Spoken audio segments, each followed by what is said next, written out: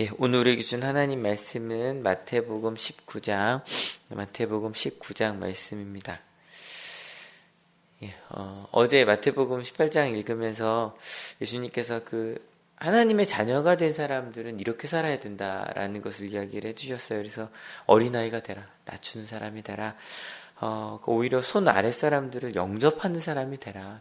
높은 사람이니까 그럴 수 있는 거거든요. 높은 사람이니까. 두 번째, 사람들을 절대로 걸려 넘어지게 해서는 안 된다. 말 한마디, 행동 하나도 높은 사람이니까. 가끔 사극 같은 거 보면 저는 왕자들 되게 불쌍하거든요. 꼬마들한테 어바마마 이렇게 해야 되고, 말 한마디, 행동 하나 해야 되고. 근데 높은 사람이니까 그런 거죠. 마지막으로, 작은 사람, 아무리 미미한 사람이라도 절대 업신 여겨서 안 된다. 이유는 이제 뒷부분에 너희는 많은 건 용서받고 사랑받은 사람이 아니냐. 그러니까 그 사랑 나누고 가는 게 당연하지 않겠냐라고 이야기를 하셨어요. 그러니까 예수님도 이 모든 하나님 나라의 사람들 아니면 하나님의 자녀의 그 축복들, 저희가 오늘 부른 찬양도 마찬가지죠. 친절한 팔의 안개서 이게 저희는 그냥 넘어가는데요. 아마 2000년 전에 이 찬양을 불렀다면 이해를 못했을 거예요. 어떻게 하나님의 품이 친절해 무섭지. 근데 정말 그 하나님의 따뜻한 품을 아는 사람들은 그 하나님 날 사랑하시니까 심지어는 세리와 창녀 죄인까지도 품으시는, 이방인까지도 품으시는 예수님을 보면서 저런 것이 바로 우리가 살아가야 되는 길이구나. 근데 그게 쉽지가 않죠. 그 사람들이 계속 예수님한테 물어요. 그 질문은 되게 좋은 거거든요. 1절, 2절 같이 읽을게요.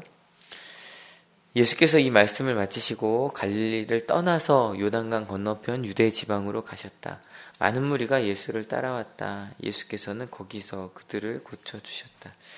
이제 점점 예수님께서 예루살렘을 향해 내려가고 계세요. 제가 전에 말씀드렸던 것처럼. 그래서 북쪽에서 조금씩 예루살렘으로 내려가고 있는 중이에요. 이제 그러면서 더 많은 사람들, 그러니까 예수님이 유명해졌으니까 찾아 올라오는 사람들도 만날 거고요. 또 내려온 사람들 만날 거고, 많은 사람들이 모여 있었던 거예요. 그래서 그 중에 오늘만 3명이 예수님을 찾아오거든요. 3부류의 사람들이. 3절 같이 읽을게요. 바리새파 사람들이 예수께 다가와서 그를 시험하려고 물었다.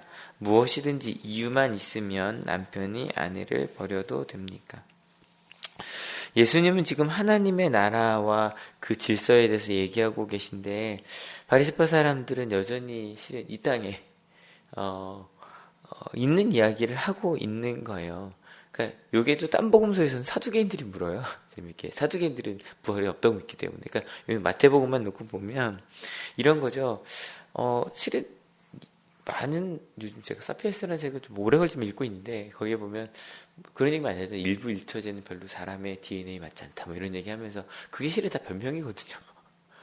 하나님 그렇게 만드셨어도 어떻게 한 사람을 평생 사랑하며 살지 이런 생각들. 그래서 하나님께서 이게 지금 딴 나라 사람도 아니고 유대인들이 하는 말이란 말이에요.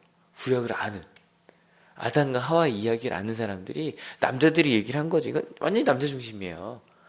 내가 이제 여자가 좀 질려졌는데 딴 여자가 좋아졌는데 이혼 증서 모세도 써주라고 했으니까 해도 되는 거 아니냐.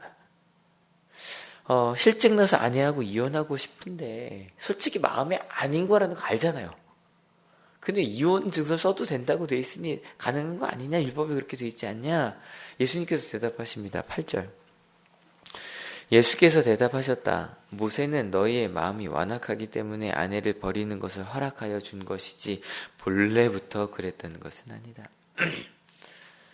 요 앞에 있는 게 이제 결혼식 때 주례로 제일 많이 인용되는 거죠. 5절부터 남자와 여자는 남자는 아버지와 어머니를 떠나서 아내와 합하여 둘이 한 몸이 될 것이다. 이런 이야기 하시면서 해주신 이야기거든요. 한 몸이니까 절대 갈라놓아서 안 된다. 이게 기준이다. 근데 모세가 그 얘기한 거는 너희들 가운데 끊임없이 갈라지는데, 왜냐면 이혼 증서를 안 써주면 그 여자 딴 사람이랑도 재혼을 못 하잖아요. 그게 안 되니까 그렇게 한 거지 원래 그게 아니라는 걸 너도 알지 않냐.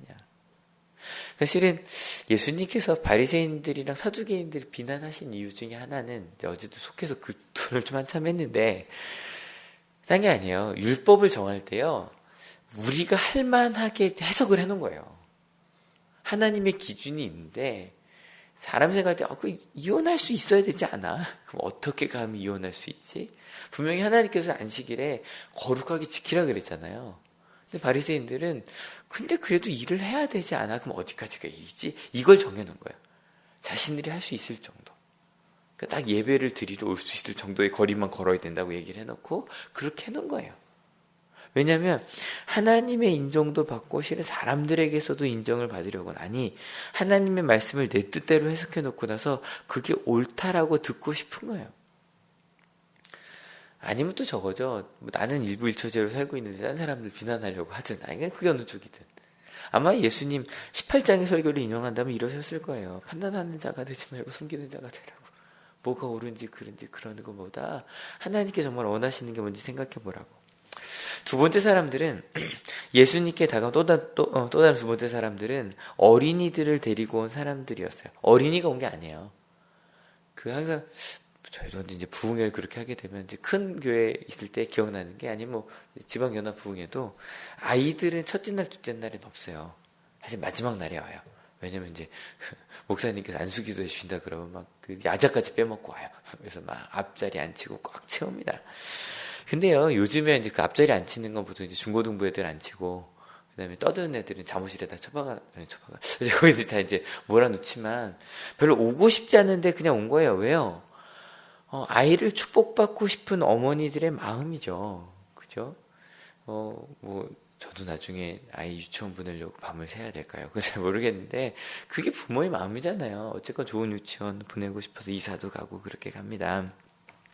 그래서 정말 내 아이가 하나님께 축복받았으면 좋겠다. 그러고 오는데 이 잠옷이 있는 게 아니잖아요. 제가 항상 세상에 제일 강한 분은 어머니고 어머니보다 더 강한 분은 아이의 손을 붙잡은 엄마거든요. 내 아이를 축복받아야 되니까 막 끌고 가는 거예요. 애들은 싫다 막 이러고 있었을 거예요. 얼마나 난장판이 됐겠어요. 그죠? 그런 상황에서 제자들은 당연히 조용히 하라고 해야죠. 조용히 하라고 해야죠. 그랬는데 예수님께서 이렇게 말씀하시죠. 14절. 그러나 예수께서 말씀하셨다. 어린이들이 내게 오는 것을 허락하고 막지 말아라. 하늘나라는 이런 어린이들의 것이다. 그리고 나서 그 아이를 하나하나 손으로 얹어 축복해 주시고 그곳에서 떠나셨어요.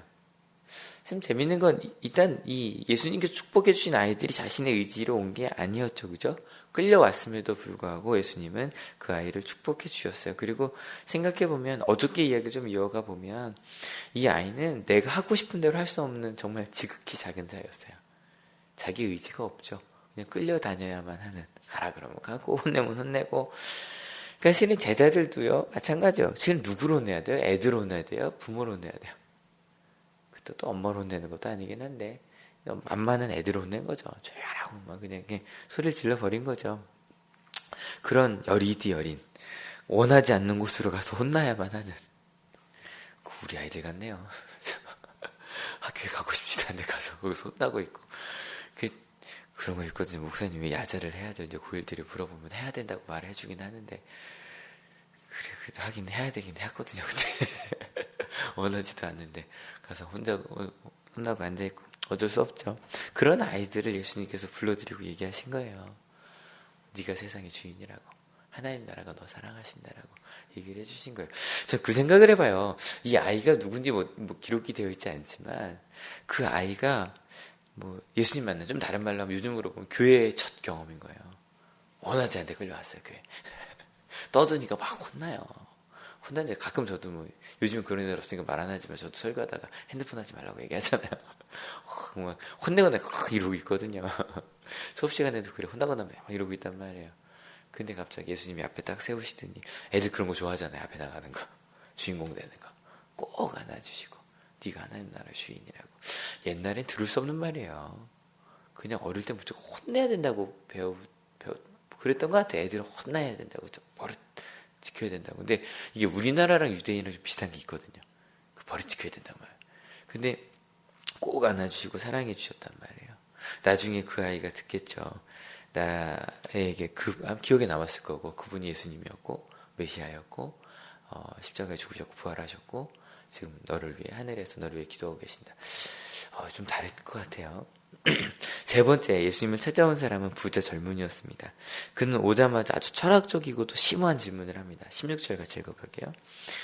그런데 한 사람이 예수께 다가와서 물었다. 선생님, 내가 영원한 생명을 얻으려면 무슨 선한 일을 해야 합니까? 첫 번째, 두 번째랑 차이가 좀 많이 나죠.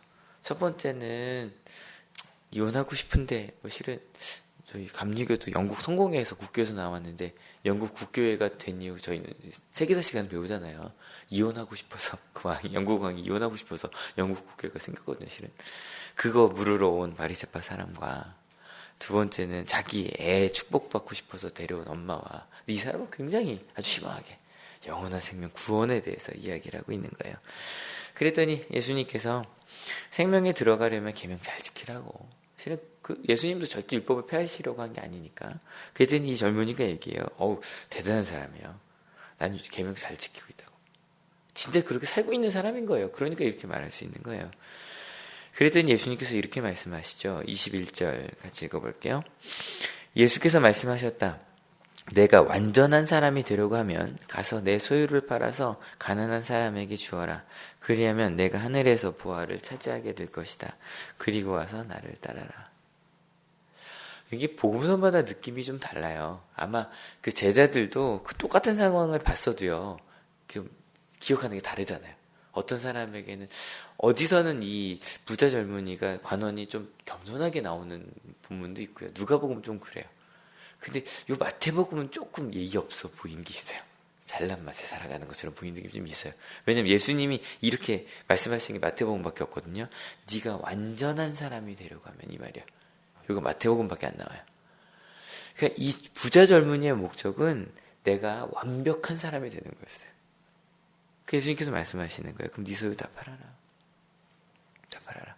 그러니까 누가복음에서의 느낌은 이 부자 젊은이가 참 괜찮아요. 그러니까 예수님께서 보실 때 네가 다 괜찮은데 하나가 좀 부족해. 네가 좀 그 돈에 대한 그게 있는 것 같아. 네가 그걸 버리면 넌 내 제자가 될 수 있을 것 같아. 그런 느낌이에요. 누가복음은. 근데 마태복음은 아니라 너 완전해지려고 그럼 그거 버려. 그런 느낌이에요. 딱 그랬더니 이 청년이 근심하면서 떠나요. 그리고 나서 그가 돌아왔다는 얘기가 없어요. 근데 마태복음만 보고 갈게요. 마태복음의 이 젊은이의 문제는 뭘까요? 부자인 건 아니에요. 부자인 건 아니에요. 왜냐면 절대로 예수님께서 네가 가진 재산을 다 팔아라라고 말씀하신 사람은 이 사람밖에 없어요. 이 사람은 굉장히 칭찬받은 세리사기오 같은 경우도 내 재산의 절반만 나눠주겠다 그랬는데 굉장히 큰 칭찬받잖아요. 그죠? 부자인 게 문제가 아니에요. 이 부자 청년의 관심은 뭐였냐면 내가 완벽해지는 거였어요. 나밖에 없어요. 내가 영원한 생명 얻으려면. 실은 저희도 교회 다닐 때 옛날에 그랬던 것 같거든요. 천국 가려고. 내가 지옥 가지 않으려고. 내가 하나님께 인정받으려고. 내가 의롭다고 인정받는 게 더 중요한 거였어요. 그가 십계명을 지킨 이유도 그거예요. 나 십계명을 다 지킨 사람이야. 어저께 소개 때 좀 많은 이야기를 했는데 그것도 그럴 수 있을 것 같아요. 내가 인정받으려고 착해질 수 있거든요. 율법을 지킬 수 있어요. 내가 인정받으려고. 율법을 지킬 수 있어요. 선생님도 선생님 노릇을 할 수 있죠. 근데 그게 진짜 내가 학생들을 사랑해서 그렇게 하냐? 아니면 내가 정말 하나님을 사랑해서 그렇게 하냐? 이거는 겉모습으로 볼 때 똑같은데요. 다르잖아요. 이 부자 청년은 바로 그거였어요. 내가 인정받는 거. 근데 예수님은 끊임없이 이야기하시는 거 작은 자 하나라도 업신여기지 말라고. 그리고 존중하라고. 누가 1등 되는지 중요하지 않다고. 율법과 좀 다르죠. 여러분 오늘 세 부류의 사람들이 예수님께 몰려왔습니다. 세상의 성공과 하나님의 인정을 모두 받으려는 자. 아니 심지어는 하나님께 내가 하는 게 옳다라고 얘기를 듣고 싶은 바리새인들. 또 다른 하나는 자기 자녀만의 축복을 바라는 자라고 제가 써놓긴 했는데 아빠가 되고 나니까 이 마음은 이해를 하겠어요. 근데 그래도 이제 축복을 당연하죠. 내 아이는 좀 더 좀 다르더라도 공평한 것보다는 더 인정받고 싶은 사람들. 자기만 영생을 내가 하나님 앞에 완벽한 인정을 받으려는 사람들. 근데 이 세 가지를 이야기하고 나니까 실은 우리들이 셋 중에 하나 들어가기 참 쉬운 것 같아요. 그래서 기도할 때 참 쉬운 것 같아요. 근데 예수님은 그들에게 말씀하십니다. 하나님의 사랑처럼 조건 없이 사랑하는 자가 되라. 너희는 두 주인 섬길 수 없다. 하나님만 상대하라. 자녀 놓고 실갱이를 벌이는 부모와 제자가 아니라 그냥 그 어린아이만 품어주시는, 그리고 이웃을 사랑하라고 얘기해 주시는 전혀 다른 하나님의 나라를 이야기하고 계신 거예요. 근데 여기 실은 한 부류의 사람이 더 그 자리에 있었어요. 바로 누구냐면 제자들이에요. 근데 이제 이따 읽겠지만 제자들이 좀 이 뒤로 가면 갈수록 좀 답답해요. 첫 번째, 바리새인들이 와서 결혼에 대해서 물어보고 막 말 끝났단 말이에요. 근데 바리새인이 딱 하니까 이렇게 말해요. 그러면 결혼 안 하는 게 낫겠네요. 그래요. 이 맥락을 정말 못 짚어요. 두 번째, 하나님 나라는 이런 어린아이들의 것이라 말씀하셨어도 이 18장 이미 하신 말씀이잖아요. 근데 꾸짖은 거 제자들이었죠. 그죠? 세 번째, 자기 영생만 받으려는 자에게 내 것 버리라 했잖아요. 딱 가니까 와서 그래요. 주님, 저희 다 버렸는데요. 그래요. 자기들이 좀 더 낫다는 얘기 듣고 싶은 거죠. 우리들의 모습인 것 같아요. 근데 참 감사한 건 그런 제자들을 예수님께서는 제자로 삼으셨다는 거고요. 그 제자들이 깨달을 때까지 끊임없이 얘기해 주셨고, 더 감사한 건 그 제자들이 이 복음서를 썼다는 거예요. 나중에 깨달은 거죠. 저희가 언제쯤 그럴 수 있을까요? 복음서를 읽을 때 처음에는 이게 무슨 말이지? 정말 이렇게 살 수 있어? 라고 읽다가요, 어느 순간인가 복음서를 읽을 때 맞아. 야, 내가 그렇게 좀 살았네. 아직 부족한 게 되게 많은데 이게 되게 큰 행복이네. 오늘 말씀 읽으실 때 어떤 쪽일지 잘 모르겠어요. 근데요, 여러분, 하나님 나라를 누리며 살아가는 주의 친절한 팔에 안기는 오늘 하루가 되었으면 좋겠습니다. 그 마음으로요, 옆에 있는 한 사람을 위해 기도한 저희가 됐으면 좋겠고요. 특별히 새벽 기도 시간에 거의 매일 얘기하죠. 영주 위해 기도해 주세요. 영주가 좀 많이 아프다고 하네요.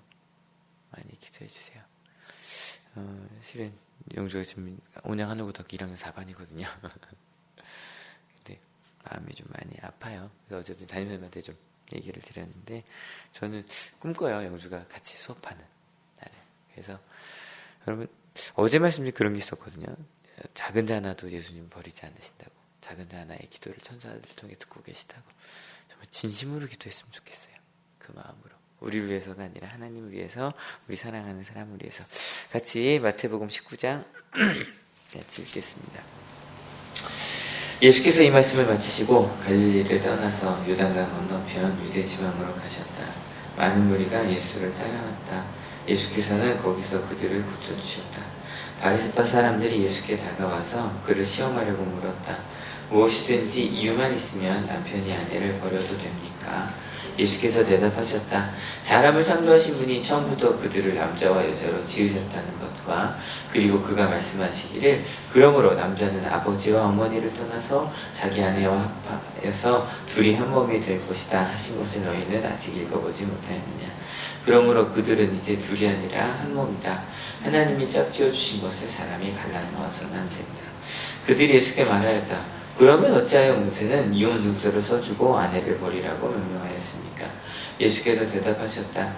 모세는 너희의 마음이 완악하기 때문에 아내를 버리는 것을 허락하여 준 것이지 본래부터 그랬던 것은 아니다. 내가 너희에게 말한다. 음행한 까닭이 아닌데도 아내를 버리고 다른 여자에게 장가드는 사람은 누구나 가늠하는 것이다. 제자들이 예수께 말하였다. 남편과 아내 사이가 그러하다면 차라리 장가들지 않는 것이 좋겠습니다. 예수께서 그들에게 말씀하셨다. 누구나 다 이 말을 받아들이지는 못한다. 다만 타고난 사람들만이 받아들인다. 모태로부터 그렇게 태어난 고자도 있고, 사람이 고자로 만들어서 된 고자도 있고, 또 하늘나라 때문에 스스로 고자가 된 사람도 있다. 이 말을 받아들일 수 있는 사람은 받아들여라. 그때 사람들이 예수께 어린이들을 데리고 와서 손을 얹어서 기도하여 주시기를 바랐다. 그런데 제자들이 그들을 꾸짖었다. 그러나 예수께서 말씀하셨다. 어린이들이 내게 오는 것을 허락하고 막지 말아라. 하늘나라는 이런 어린이들의 것이다. 그리고 그들에게 손을 얹어주시고 거기에서 떠나셨다. 그런데 한 사람이 예수께 다가와서 물었다. 선생님, 내가 영원한 생명을 얻으려면 무슨 선한 일을 해야 합니까? 예수께서 그에게 말씀하셨다. 어찌하여 너는 나에게 선한 일을 묻냐? 선한 분은 한 분이다. 내가 생명에 들어가기를 원하면 계명들을 지켜라. 그가 예수께 물었다. 어느 계명들을 지켜야 합니까? 예수께서 대답하셨다. 살인하지 말아라, 간음하지 말아라, 도둑질하지 말아라, 거짓 증언하지 말아라, 아버지와 어머니를 공경하여라, 그리고 내 이웃을 내 몸과 같이 사랑하여라. 그 젊은이가 예수께 말하였다. 나는 이 모든 것을 다 지켰습니다. 아직도 무엇이 부족합니까? 예수께서 그에게 말씀하셨다. 내가 완전한 사람이 되려고 하면 가서 내 소유를 팔아서 가난한 사람에게 주어라. 그리하면 내가 하늘에서 보화를 차지하게 될 것이다. 그리고 와서 나를 따라라. 그러나 그 젊은이는 이 말씀을 듣고 근심을 하면서 떠나갔다. 그에게는 재산이 많았기 때문이다. 예수께서 제자들에게 말씀하셨다. 내가 진정으로 너희에게 말한다. 부자는 하늘나라에 들어가기가 어렵다. 내가 다시 너희에게 말한다. 부자가 하나님 나라에 들어가는 것보다 낙타가 바늘귀로 지나가는 것이 더 쉽다. 제자들이 이 말씀을 듣고 깜짝 놀라서 말하였다. 그러면 누가 구원을 얻을 수 있습니까? 예수께서 그들을 눈여겨보시고 말씀하셨다. 사람은 이 일을 할 수 없으나 하나님은 무슨 일이나 다 하실 수 있다. 이 말씀을 듣고 베드로가 예수께 말하였다. 보십시오. 우리는 모든 것을 버리고 예수님을 따랐습니다. 그러니 우리가 무엇을 받겠습니까? 예수께서 그들에게 말씀하셨다. 내가 진정으로 너희에게 말한다. 새 세상에서 인자가 자기의 영광스러운 보좌에 앉을 때에 나를 따라온 너희도 12보좌에 앉아서 이스라엘 12지파를 심판할 것이다. 내 이름을 위하여 집이나 형제나 자매나 아버지나 어머니나 자식이나 땅을 버린 사람은 100배나 받을 것이요 또 영원한 생명을 물려받을 것이다. 그러나 첫째가 된 사람들은 꼴찌가 되고 꼴찌가 된 사람들은 첫째가 되는 경우가 많을 것이다. 기도하시겠습니다. 예수님께서 끊임없이 하나님 나라에 대해서 이야기해 주십니다. 그런데 여전히 우리는 내가 지금까지 했던 경험, 그것이 맞다는 이야기를 듣고 싶고, 그래도 내 자녀만 축복받았으면 좋겠고, 그래도 내가 옳다라고 하는, 잘 살고 있었다라고 하는 그 이야기를 듣고 싶어 했습니다. 심지어는 제자들인데도 그 말을 알아듣지 못하고 딴 이야기를 하고 있었습니다. 근데 예수님은 그들에게 하나하나 포기하지 않으시고 끝까지 그들에게 하나님의 나라를 이야기해 주고 계십니다. 그리고 그들 중 하나가 이 복음서를 썼습니다. 하나님, 저희도 그 하나님의 나라를 조금씩 알아가고 있습니다. 처음에 정말 그럴 수 있을까라는 질문에서부터 시작해서 그렇게 해야 되는데 잘 못하겠어 라고 하는 절망에서부터, 그리고 이제는 그렇게 사는 게 어떻게 큰 기쁨인지 알겠어. 그렇게 하나님의 기쁨을 알아갑니다. 하나님, 그 기쁨을 더 많이 알아가는 주의 친절한 팔에 안기는 오늘 하루가 되게 하시고 우리 한올교회, 우리 한올 중고등학교가 되게 하여 주시옵소서. 특별히 하나님, 아마 지금 영주에게 이 말씀처럼 손을 얹어주시고 주님 기도하고 계실 겁니다. 안수하여 주실 겁니다. 왜냐하면 하나님 나라가 지금 가장 아파하고 있지만 그 아이의 것이기 때문입니다. 주님 꼭 붙들어 주셔서 우리가 함께 예배할 수 있도록, 함께 사랑할 수 있도록 주님께서 붙들어 주실 것을 믿습니다. 특별히 그 가정을 붙들어 주시고 함께하여 주셔서 내가 너희와 함께 있다고 말씀하여 주시고 하나님의 나라를, 그 사랑을 함께 나누는 시간 될 수 있도록 주님 인도하여 주시옵소서. 우리 주변에 아프고 힘들어하는 이들이 많이 있습니다. 또 하나님의 나라를 알지 못해서 내가 사랑받을 수 있음을 모르고 살아가는 이들이 많이 있습니다. 그들에게 예수님처럼 그들이 이해하지 못한다고 할지라도 끝까지 하나님이 너를 얼마나 사랑하시는지 말하는 저희가 되게 하여 주시옵소서. 감사합니다. 예수 그리스도 이름으로 기도했습니다. 아멘. 하늘에 계신 우리 아버지여, 이름이 거룩히 여김을 받으시오며 나라의 마옵시며 뜻이 하늘에서 이룬 것 같이 땅에서도 이루어지이다. 오늘날 우리에게 일용할 양식을 주옵시고 우리가 우리에게 죄 지은 자를 사하여 준 것 같이 우리의 죄를 사하여 주옵시고 우리를 시험에 들게 하지 마옵시고 다만 악에서 구하옵소서. 대개 나라와 권세와 영광이 아버지께 영원히 있사옵나이다. 아멘.